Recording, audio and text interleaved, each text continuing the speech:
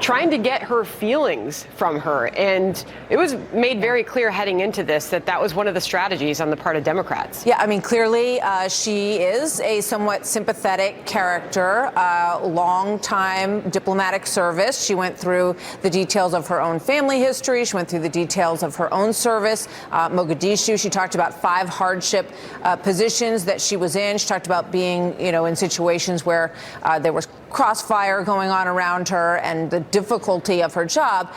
Clearly, she was very upset when she started to get wind that there were forces that were kind of turning against her and that were creating a precipitous situation for her for the future of her career.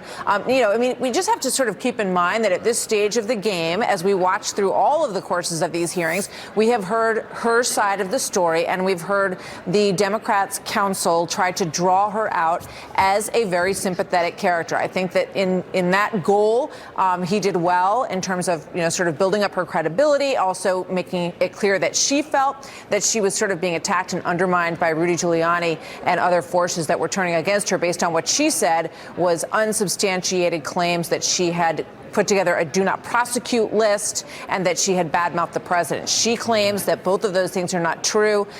There's some suggestions that the word list is what is not very accurate here, but that the sentiment behind the idea that there were people that they didn't want prosecuted may bear out. And we'll see what the Republicans, line of questioning does to establish any of that if it's there.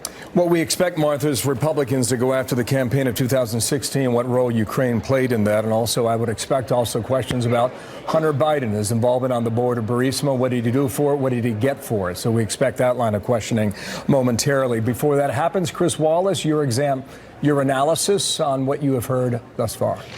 I think that if you are not moved, and we'll have to wait and see what happens in the cross-examination, but if you are not moved by the testimony of Marie Yovanovitch today, you don't have a pulse. This is a woman who had served in 7 posts for presidents of both parties over more than 30 years, hardship posts, places like Somalia, like Tashkent.